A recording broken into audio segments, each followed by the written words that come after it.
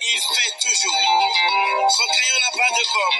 Dieu, Dieu, trois fois Dieu.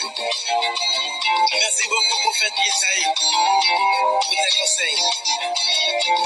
Ce que Dieu a fait pour moi, personne ne pourra le faire. Ce que Dieu a fait pour moi, personne ne pourra le faire. Il m'a fait sortir de la boue, il m'a rendu blanc comme neige. Grâce à lui, ma vie est un succès, alors que pour l'homme, j'étais fini. J'ai dit Dieu est bon, yeah. J'ai dit Dieu est bon, yeah. Bonjour, j'espère que vous allez super bien.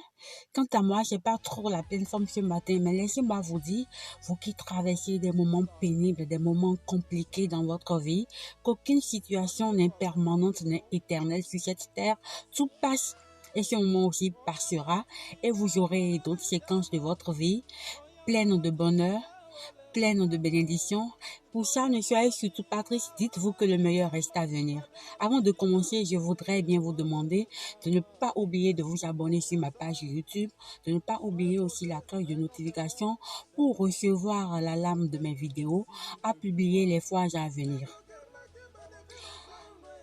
Beaucoup s'inquiètent aujourd'hui sur comment prendre en main leur vie en communauté, surtout dans des sites fermés.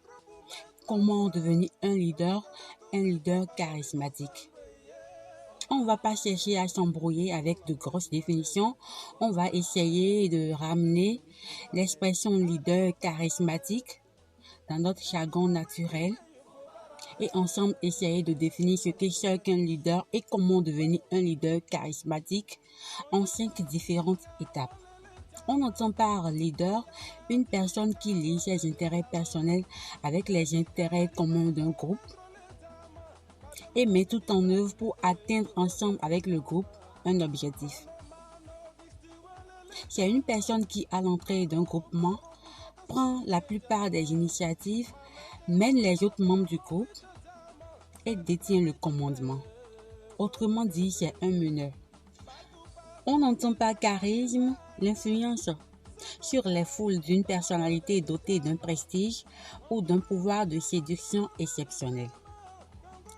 La première des choses pour y parvenir, c'est de vouloir, de croire qu'on peut y arriver et de s'investir et d'investir pour le devenir.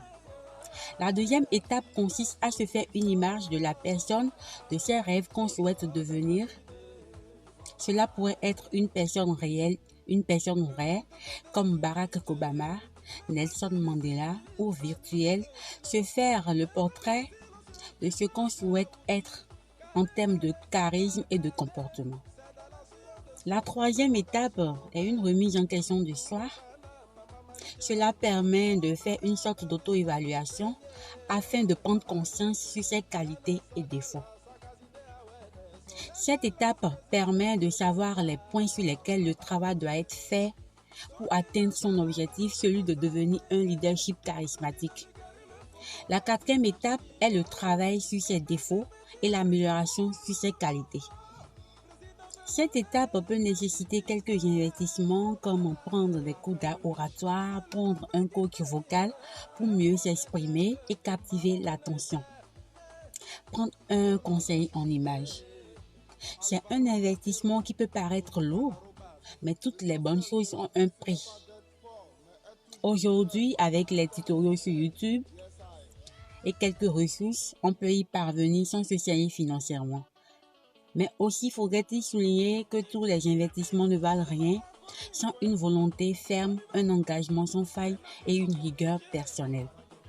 Le cinquième et dernière étape qui doit être mise en œuvre en même temps avec la quatrième et même toutes les autres est de commencer à interagir socialement, d'analyser les personnes autour de vous et tirer le meilleur d'eux.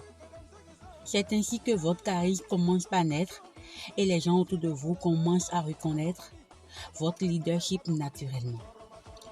Pour conclure, je dirais que devenir un leader charismatique est un objectif noble et cette noblesse doit demeurer dès qu'on le devient.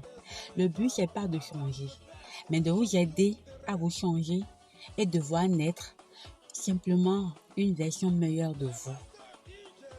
C'est exactement comme si l'on prenait une photo vitrée, encadrée, bien poussiéreuse, on la dépoussière, ça devient comme neuf.